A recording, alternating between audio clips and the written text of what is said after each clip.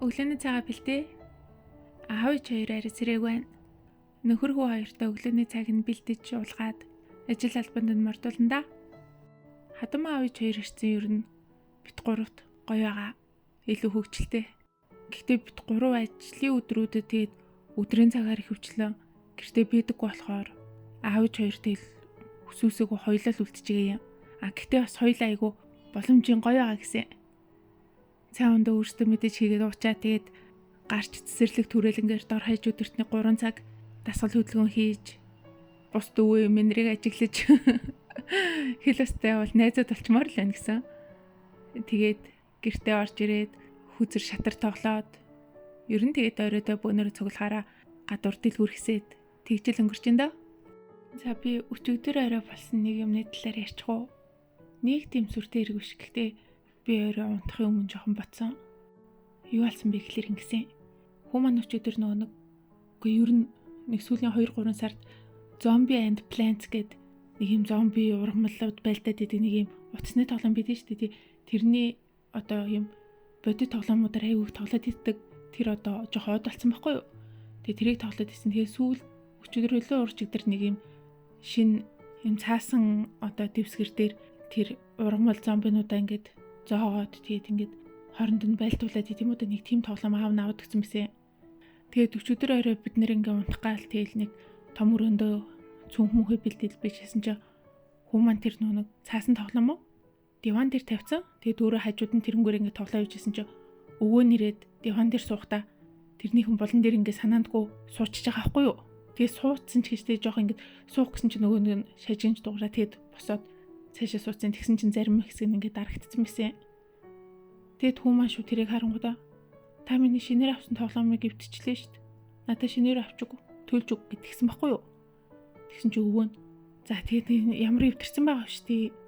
Юм болгон дээр ингээд мөнгө төгрөгөө өрөөж шинээр юм аваад идэг гэж юу вэ гэдгсэн байхгүй юу? Тэгсэн чи хүмүүс маань уурлаад үгүй та миний шинэ тоглоомыг өвдөлцөн.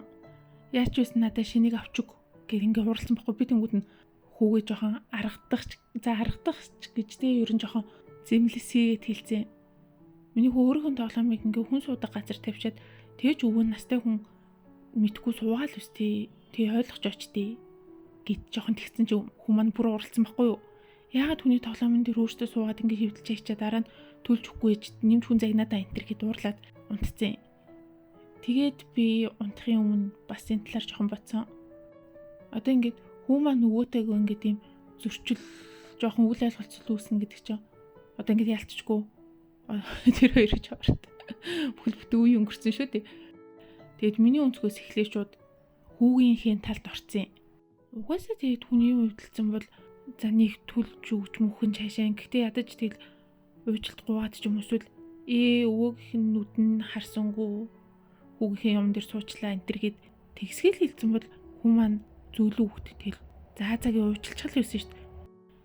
Тэгээд аав тэрийг нэг ингээд юм чиний тоохгүй за нэг тоглоом гэд ингэсгээд орхихоор одоо үед чинь их хүмүүс тийм биш шүү дээ. Өмнөх үед яг тийм тоглоом эвдрэх ч юм эсвэл за яах вэ тэгээд засаа тоглолчин л үз гэсэн ийм хандлагатай байсан бол одоо үед хүүхдүүд чинь харин ч юм өөрөө нь одоо хүрээлэн буй орчныхон жижигэн юм ингээд өөрсдийнхэн сэтгэл санаа заан авирт айгүй хурд нөлөөлөх гээд идэг болохоор жижиг гэлтгүй юмд айгүй их ингээд ач холбогдол өгч анхаарч хүндэл сонсдог юм уу болсон шүү дээ.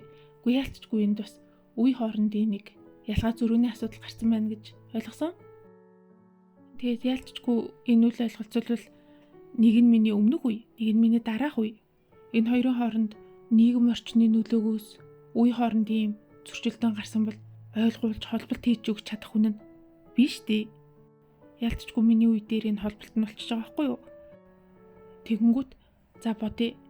Аав ээж маань биднийг одоо хэрхэн өсгөж хүмүүжүүлсэн бэ? Гэхлээр за нөхөрт хоёр болохоор 90-ад оны хүмүүс юм.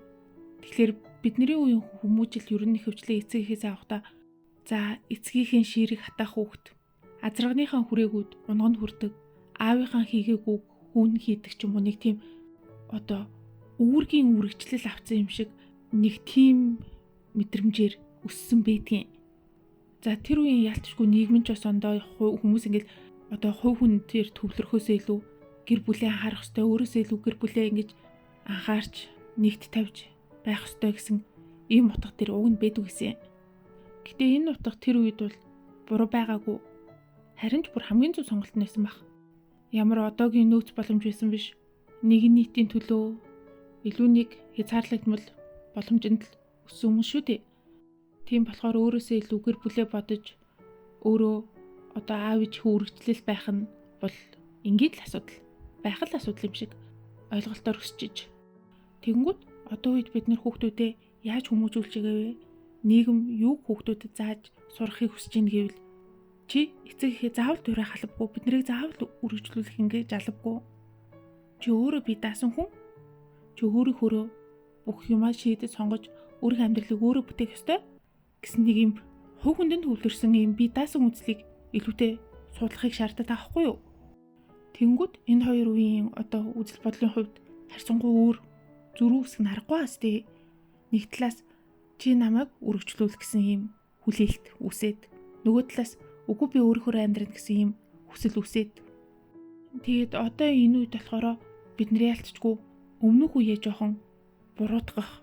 Ямар хуучин сэгэн би, ямар буруу бодлоор бодоод байгаа юм би. Би хүүхдтэй ингэж хандж чадаад штэ. Яагаад надад ингэж хандж байгаагүй юм бэ ч юм уу, нэг тийм жоохон буруутгсан, зэмлсэн өнгө хаясаар бодох нь бас элбэг юм шиг санагдсан. Гэтэ яг үүндээ бол тийм биш штэ. Тэр чинь нийгмийн өөрөөсөн сонголт боломж нь өөрөөсөн. Мэдээж эцэг их маань бидний төлөө байж болох хамгийн сайн бүхнийг хийсэн л байгаа. Тэд нар тэр үед ямар өнөөдрийн бидний бодож байгаа шиг мэдлэг мэдээлэл, сэтгэл зүй, боломж болцоо нь байсан биш штэ.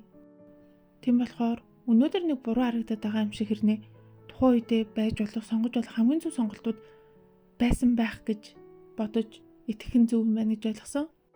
Тийм болохоор өмнөх үеэ ерөөсө буруутгах шүүмжлэлгүйгээр харин ч биднэрт тавьж өгсөн энэ сайхан зөв суурин дээр өөрсдийн сурсан мэдснээр ирээдүгөө босгоод хойч үеийнхэндээ дамжуулж өгөх нь зөв юм байна гэж ойлгосон. Би дээр фэйсбүүкээс нэг уншсан.